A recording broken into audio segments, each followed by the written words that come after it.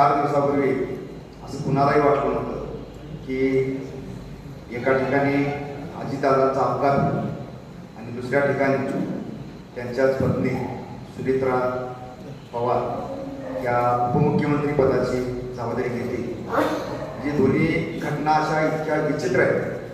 विचित्र यासाठी म्हणतोय की एकीकडे एक अपघात होतोय आणि दुसरीकडे त्याच अंतःकरणानं त्या ठिकाणी सुनेत्राताईंनी आता नुकतीच थोड्या वेळापूर्वी उपमुख्यमंत्री पदाची शपथ घेतली.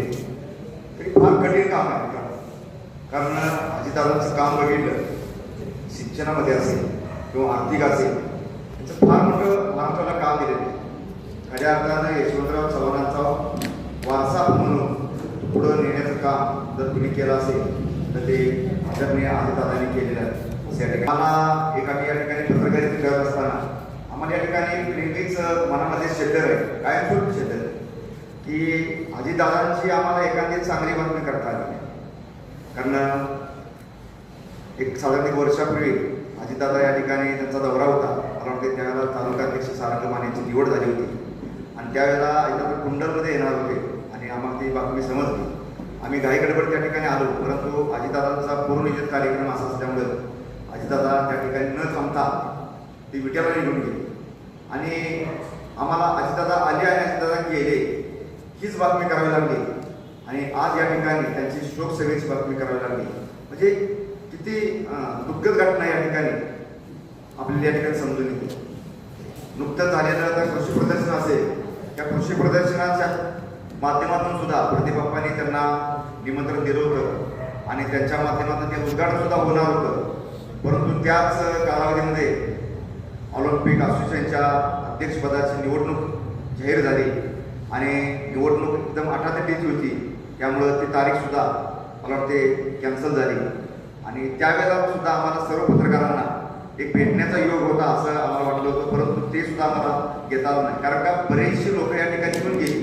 त्यांचं वर्तांकन करणं हे एक पत्रकाराचं काम असतं आणि चांगल्या काही गोष्टी घेणं हे सुद्धा पत्रकाराचं काम असतं. आणि दादांचं म्हणजे एक भाषण पाहिलं तर एक मैफिल असते, त्यामध्ये थोडंसं ताठरता असते, त्यामध्ये थोडंसं विनोद असतात. एखाद्या कार्यकर्त्याला हक्कानं त्या ठिकाणी बोलणं आणि थोडंसं हास्य, म्हणजे दादांचं कुठलंही भाषण असेल त्याच्यामध्ये एखादा कुठलाही पुढचा कार्यकर्ता असेल किंवा पुढचे ग्रामस्थ असतील त्यांनी पोट धरून हसले नाहीत असं मला वाटतं एकही त्यांचं भाषण नाही. परवा त्या ठिकाणी इस्लामपूरला आले होते आपले इथले निवेदक माने, याच्यावर सुद्धा त्यांनी एक चांगलं म्हणजे भाषण केलं होतं. म्हणजे त्यांना मुख्य वक्तव्य केलं होतं की मी देखणार नाही का. म्हणजे एवढं मोठं त्यांचं म्हणजे व्यक्तिमत्व होतं, दिल खुलास बोलणार, कुणाच्या मनामध्ये त्यांच्याबद्दल कधी कटुता नसणार आणि सर्व जाती धर्माच्या लोकांना सोबत घेऊन त्यांनी ह्या ठिकाणी महाराष्ट्रामध्ये काम केलेलं आहे.